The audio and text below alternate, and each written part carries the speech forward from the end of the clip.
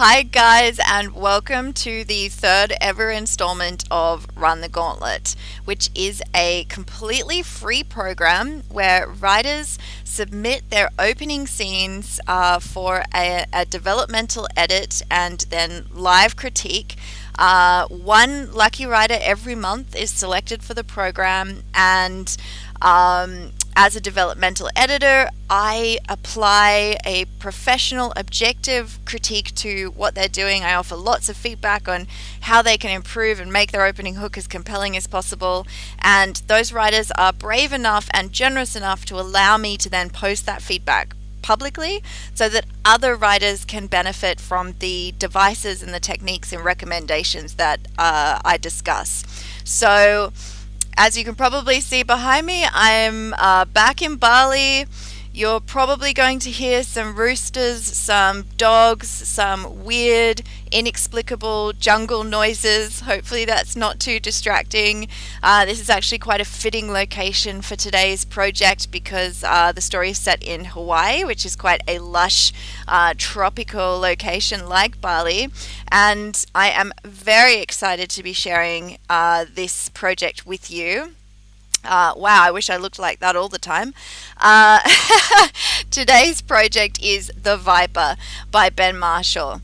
Now, The Viper is an interesting project that I selected for a few different reasons. As I said, it's by Ben Marshall. It's a historical romance. It's the third book in a Pacific War trilogy. But what really captured me with this work is that Ben is experimenting with how he tells this story, with point of view, with how he chooses to craft the scenes, and I think that that's really, really interesting and admirable and brings up lots of discussion points for us, because ultimately with creative experimentation, you have to experiment to produce fresh voices, to innovate new ways of storytelling, to grab your reader's attention and tell them right away that this isn't like every other book that they've read. But at the same time, creative experimentation carries with it a certain degree of risk, because the overly stylized works can make a reader too aware of the mechanics of the storytelling and distract them from what's truly important, which is the character and plot. So like all things, it's a balance. It's a superpower that has a kryptonite, and today we're going to jump straight into that and see what's working and where Ben can potentially rethink some of his creative choices to ensure that readers are as hooked into these opening scenes as possible. So, The Viper, written by Ben Marshall.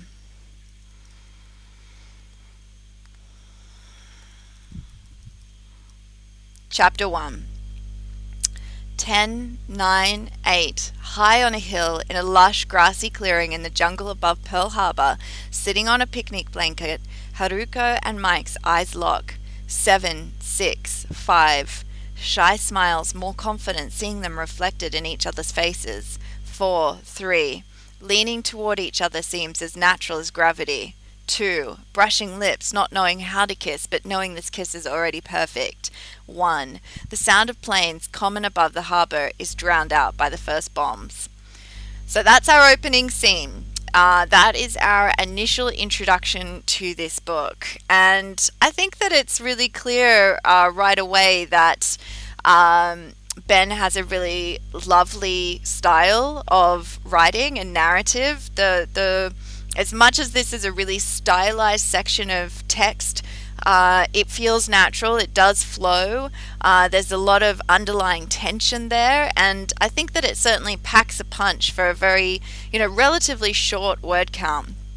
So in a nutshell, we have a stylized snapshot of the opening premise: a lover's tryst broken by a military attack, and obviously the reference to Pearl Harbor in the first line tells us that this is really based around that initial attack on Pearl Harbor. So let's look at the pros and cons. The pro of an opening scene like this is that it's attention grabbing. It's efficient. We cover a lot. We set up the time period, the location, the ages of the characters, the fact that the two main characters are a young guy and girl falling in love. And, this also tells us, as a reader coming into this work for the first time, that this journey is going to take us to some unpredictable places. So, stay on the edge of your seat, because this is not your classic kind of boy meets girl romance novel or work of historical romance. The potential cons to an opening like this are, as I said in the opening piece, it can make us too aware of the mechanics of the writing. So instead of being lost in the character's world and their journey together, instead we're very aware of the fact that this is words on a page, that this is an author who is telling us his story. And that can lead to a sense of potential author intrusion, and potentially distracting us from the character and plot, when instead we want to really be hooking the reader into this story as quickly and effectively as possible.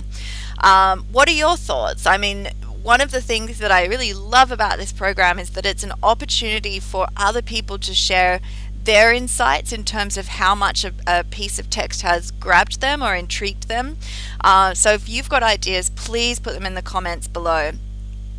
I think that what I would add here is, obviously a piece of text like this as an opening introduction, it doesn't work in isolation. It has the context of the book description, the book cover, and the scenes that follow. So I would, as a developmental editor, hold off on providing a fixed kind of recommendation in terms of whether this works or not, until I had seen the rest of the story and how this fits into the journey that follows. But those are some initial pointers that we can touch on now, and some potential red flags that we can keep our eye on. Ultimately, the key priority for any opening hook is to ensure that the reader feels emotionally invested in the characters as quickly as possible, and that we are presenting a plot premise that is full of intrigue and anticipation. This is just one small step towards that. Then we have to ask ourselves, is this the most effective way to achieve that? Let's keep reading and find out more. So, moving on to the next scene.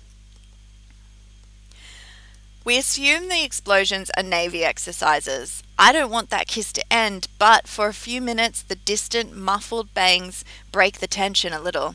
Our first kiss, my first ever. In the harbour far below, the United States Pacific Fleet lies at anchor. Mike's dad is on duty aboard the Arizona, and a swarm of planes are droning in from the west. We hear distant, muffled bangs, puffs of white on blue water as something explodes. Mike is bemused. Dad didn't say anything about a live ammo exercise this morning. I tap the side of my nose. Wry. Loose lips sink ships, etc. He doesn't register my humour because he's looking down to the harbour, confused. It hit the ship, he points. Black smoke and gouts of orange flame spurts from one of the ships. I don't understand. Naval exercises don't use smoke bombs and fireworks, do they? This is like something out of a Hollywood movie. Mike stands. That's the Arizona. That's Dad's ship. He's 17, but suddenly he seems like a scared 10-year-old. I respond to his panic, standing. They're bombing the harbour. Who? The Germans, I wonder? But then a khaki-coloured plane with red circles under the wings drones past at our elevation. It's so close we can see the single pilot. To him, we must be bobs of colour, tiny figures on a green hillside. He's close enough for us to read his expression, stony, resolute as any statue. He looks at us, registers my face, frowns, troubled, looks away. Then he is gone, sweeping around with the other planes, a Japanese Air Force pilot joining the carnage. For the United States, the Pacific War has just begun. So, another really powerful scene on the back of quite a powerful opener. Let's bring up the comments. So, when we look at this scene and the scene just prior that we've already read, the author is really making a choice here to tell the reader that this story is going to be told from 2 points of view. There is the voice of the almost omniscient narrator that is describing the two characters from an outside omniscient perspective, and then there is this first person perspective, which is far more intimate. Again, without reading the whole book, it's hard to make a determination on whether those 2 points of view are the most effective way to tell this story, whether that first point of view might have a bearing on the plot or how the story unfolds. For example, if we're reading a story that had a mysterious point of view that would come in every now and then, and that point of view turned out to be the ghost of the grandmother or something, which then had a pivotal impact on the plot. Point of view is not just about which perspective we adopt to tell the story, but can also play a role in how the actual story unfolds, and how the plot unfolds according to different characters' involvement in the story. So it can work to create twists and things like that too. And sometimes those twists aren't obvious in the opening scenes; they come more into play later in the book. So for now, all we can really do is assess the choice, or the creative choices here, in terms of, do they make me want to read more? Do they make me feel closer to the characters and more intrigued by the characters in the opening plot? Or does it have the opposite effect of kind of distracting me and distancing me from those objectives? As I have in my comments here, clearly we have the bombing of Pearl Harbor, which is a big event to open a book with, and we also have that big external event paired with a relatively major internal emotional event in terms of the two characters at the heart of this story, and that it's their first kiss. Is a big moment for both of them, and so we have an interesting kind of juxtaposition there of bombs going off, but then also the really kind of breakthrough moment for a adolescent as they begin to step into adulthood. They begin to embrace things like romantic love, and there's a whole storm of emotions going on inside our characters at the moment, not just this big external war that's about to begin. So the point I would make here, which I think is a valid one, is that we're dealing with some pretty big external and internal forces, as I said. And all of that across those two scenes is covered in just 277 words. It's a lot. Sorry, I'm being attacked by some kind of strange jungle fly. So my question is, when we're covering so much in both a personal, internal, and, big external basis for our characters, can we do that in 277 words? Do we run the risk of kind of skating along the surface, covering a lot and spreading ourselves across a lot of different ideas and events without having the time and context to really sink deeper? And one of the things that I think can happen when we are too superficial in how much we cover, and when we don't have time to go deeper, is that the characters remain figures on the page. They don't become totally human to us. So, after reading this, I see a young girl and a young boy almost in one of those 1940s kind of military style postcards sitting on a grassy hill. It's a beautiful picture, but it's not really real and intimate to me, in that I'm not connecting with these characters on a really human level. They feel a little bit like figures pulled from history that have been put into a beautiful diorama. But ultimately, in terms of emotional investment and empathy from the reader, we don't emotionally invest in pretty historical figures. We emotionally invest in real people, in people that have the same fears and hopes and dreams and desires, strengths and weaknesses, blind spots that we do. So, I see an opportunity there to rethink these events less from a top view, almost like where the Japanese fighter pilot driving past these guys, and to go much deeper. How does that kiss feel? What are the deeper dynamics of their relationship? Is their relationship a big hidden secret, a taboo? Is this the happiest day of the young girl's life? Is this the culmination of weeks of waiting and longing? Or is this something that's kind of totally unplanned and a bit of a surprise, and she never saw this guy in a romantic light before, but they stumbled into each other and had this incredible afternoon and are suddenly kissing? I mean, there are so many different potential points of context there that really shape and inform our interpretation of a moment like this, especially in this time period, especially given that she is Japanese and a Japanese American, and he is a Caucasian American, and how that might potentially inform their relationship moving on. So I think that my summary here is that for 277 words, what Ben has achieved is really admirable, but even so, I question if it's the most effective way to draw me into this character's journey and their story, and make me want to keep reading, make me hungry to keep reading. And then we have this other little line here, which I just wanted to quickly bring up. For me, it feels a little bit redundant. I think that pretty much every reader who's going to come to this story is going to be familiar with the attack on Pearl Harbor. They're going to know that this instigated the World War II involvement for the US.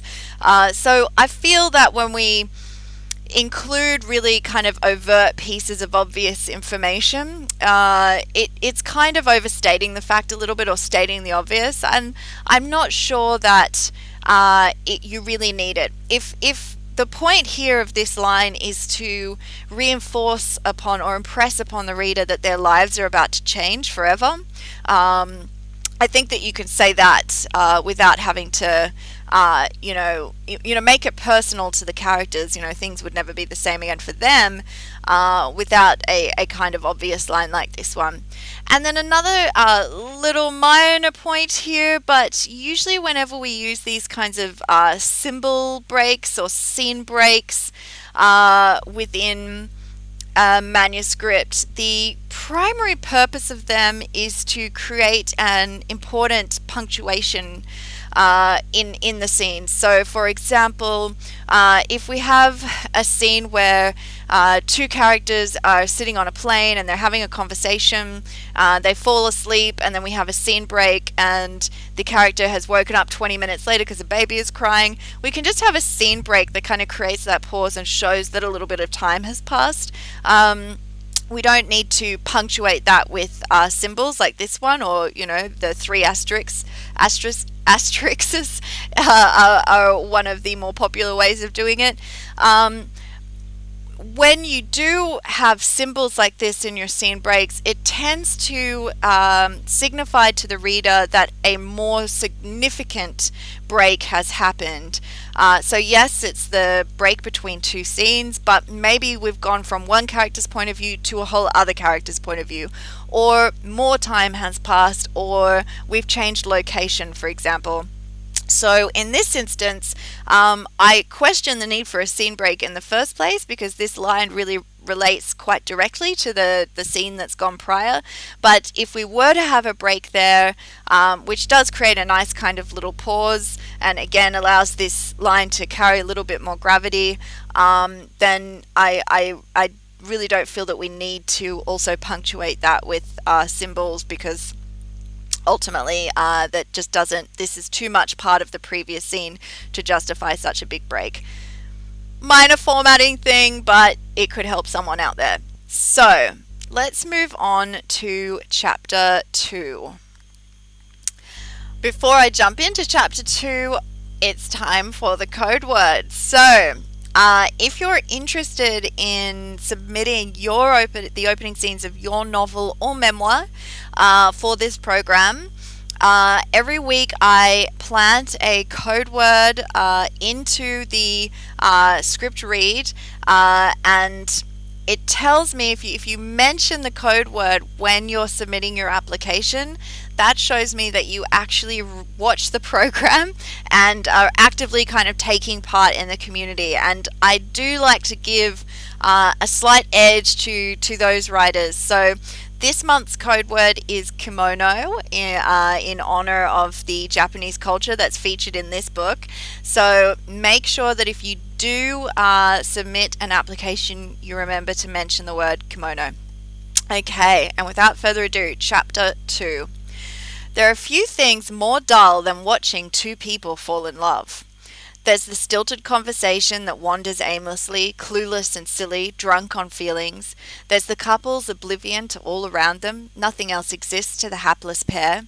Their hormones surge, fogging their brains. Their emotions jump between soaring hope, crushing fear, raging lust, and enchanted wonder at the sheer magic that another person, out of all the billions on earth, somehow feels exactly the same way at exactly the same time.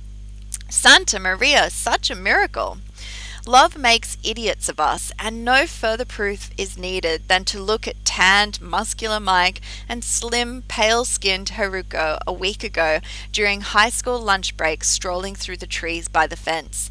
Haruko casually mentions she's thinking about maybe going for a walk up X Hill on Sunday morning. Mike casually wonders, because he likes walking too, if perhaps, just maybe, Haruko might like some company.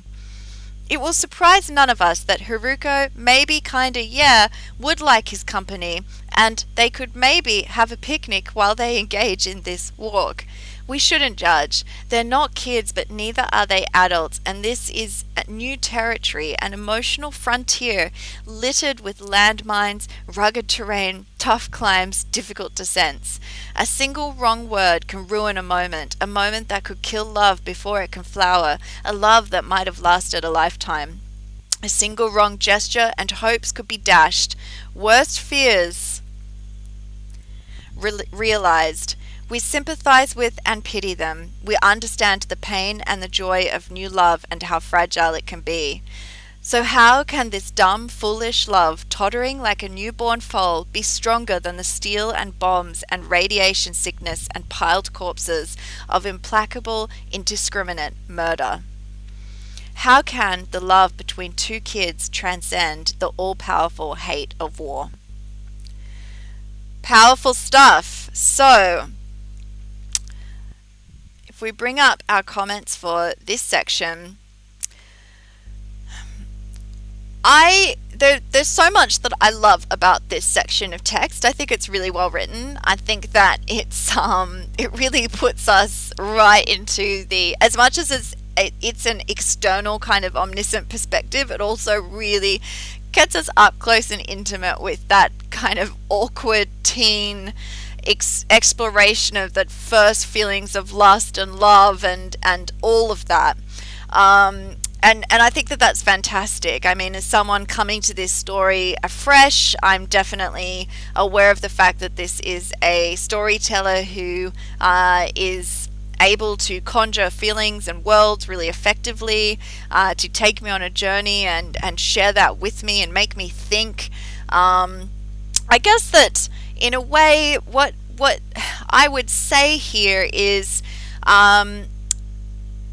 do we need to over-explain these elements? Can we show instead of tell? So for anyone unfamiliar with that principle, showing is where we present evidence to the reader through action and description, and we allow them to draw their own conclusions about what it means. It's the difference between saying the man curled his hands into fists and his face was blood red, versus telling, the man was angry. So, when we show more, we really just present the characters' interactions via description and action and dialogue, and we allow the reader to draw their interpretation, to join the dots and to go, okay, they're in love, or okay, they're awkward, or whatever. when we tell, we really state overtly our opinion of what's happening on the page. And instead of being able to have the room to draw our own conclusions as the reader, it's kind of just stated explicitly. This is who they are, this is what they're grappling with, this is what they're dealing with, these are the central themes and ideas of this story. And for me, I guess that I think what I see here is that Ben is a really talented writer, and he has a lot of great ideas and a gift for communication that I think will carry him far in the art of storytelling. But you can get so swept up in themes like young love, or the tragedy of war, or the tragedy of prejudice, or how war can pull two people apart, that in that desire to share that with the reader, you can kind of overstate your case a little bit and just make it a touch too explicit. And I think that these scenes run that risk. The other thing I would say is that every single scene in a story, especially in your opening scenes where you're really wanting to hook the reader into the rest of the novel, every scene should be pivotal. It should offer a new insight and a new important progression of some sort, whether it be in the character's development or whether it be in the plot development. And I think that when I look at these scenes, I'm left wondering, have we learned much more here? What have we already know that the characters are young teens who, are falling in love. We already know that they're on the cusp of war and that their love is going to be incredibly challenged by that. We already know that Haruko is a Japanese American, and that her, tentative love for Mike is going to be very challenged by what's about to take place historically. So if we've already established that, do we need to go back over those same points in these scenes? Or if we are going to go back over the same points, how are we at least deepening our understanding so that we really feel like we're breaking new ground in this story? I think that the other thing I would say is that we have to look at the message that we're sending the reader, because remember, your opening scenes are a taste test of the story to come. And what I get in these scenes is, or the message that I feel that we're giving the reader in terms of structure, is that this story is going to have small, intense flashes of action, where we cover a huge amount in a short space, followed by extended kind of over-analysis of that action in the scenes that follow. So for me, I think that there's room there to just get the story started a little bit more, to let us actually see who these characters are, see them interacting with their world, and allow us to draw our own conclusions about whether we think it's tragic that their lives are going to be torn apart or that their love's going to be torn apart. Ultimately, as a reader, we're coming into a story, and one of the first questions we're asking is, do we like these characters? Are they worthy of our emotional investment? We know that they're young and in love. That's been reinforced multiple times in these first 5 pages. But who of Haruko and Mike is the impulsive one, or the angry one, or the one with the chip off their shoulder and something that they need to prove? Who's dangerous? Who is liable to cause problems? Who is funny or cheeky or charismatic? Who's motivated by deep convictions? Who's bold? Who's courageous? Ultimately, these are the kinds of values and goals and desires that humanize the characters to us and give us an idea of who they are and what they stand for. And to fully emotionally invest in them, we need to understand that.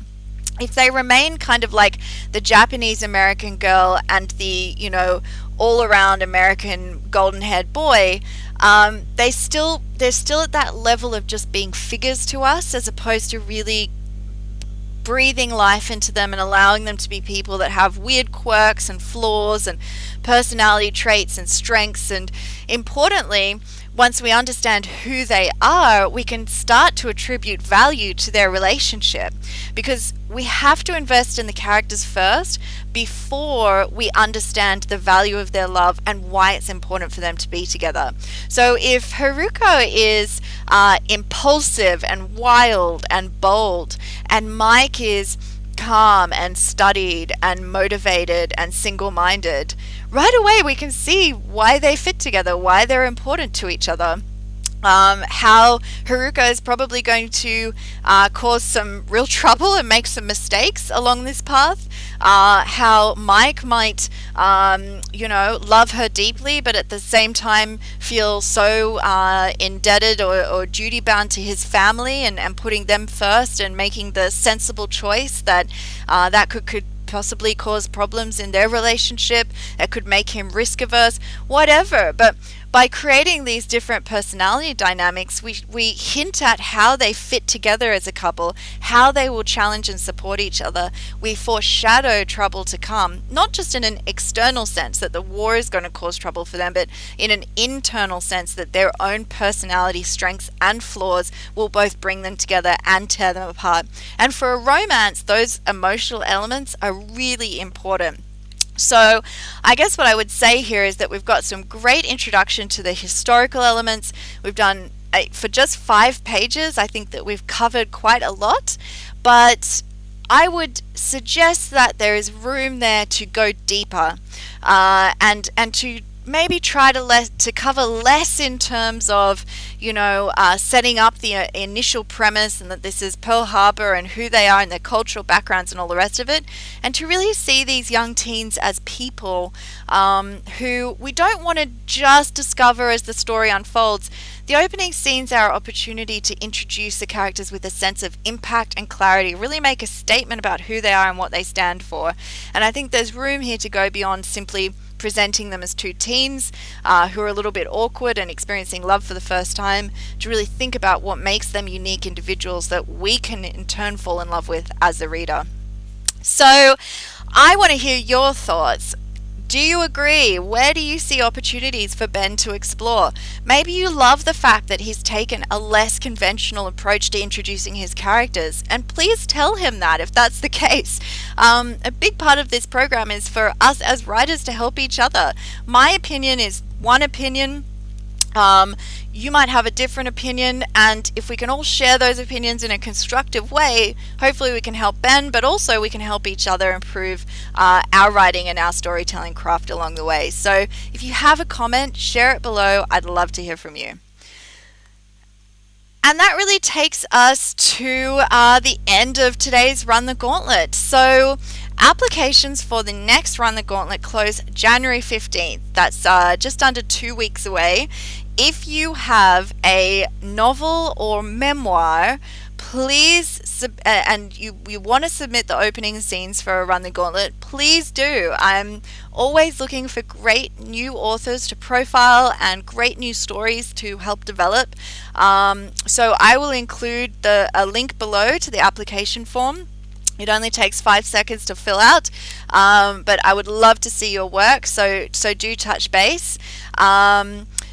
If you caught the code word in today's recording, make sure that you mention that code word in your application. It will give you a little bit of edge. For anyone who is at a point with the development of their novel, maybe you're about to go and look for an agent or a publisher, maybe you're at an early draft stage, but if you feel like you would benefit from external objective developmental input, do contact me. I'll also include a link for that below. I have a special Run the Gauntlet offer. Usually my introductory edits where I assess and develop your opening hook, the cost is $100. For Run the Gauntlet people, I'm offering that for $50. Having said that, I'm only able to do a limited number of these introductory edits each week, so please send me your work, and if I can, I will. but that is an offer that's there for you if you're thinking about getting that kind of input, but you don't quite feel up to, sharing your work publicly. That's totally understandable. We can still work together. Just send me your information. But really, I want to end this month's episode of Run the Gauntlet by thanking Ben. Thank you, Ben, so much for sharing your work with us.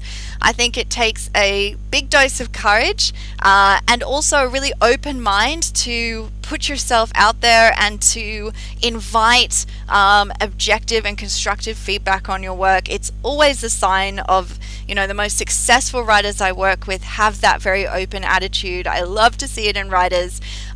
So Ben, I hope that you got some good insights in today's program, and of course we will continue our conversation separately, but I just wanted to thank you again for sharing. And guys, everyone else watching, I hope that you garnered some good points along the way, and I look forward to seeing you in next month's Run the Gauntlet. Send me your applications if you're interested in taking part, and have a wonderful 2020. Happy New Year. Here's to lots of great books, productivity, creative muses, and new readers in the roaring 20s. Let's see what this next decade brings us. All right, take care and keep up the great writing. Bye.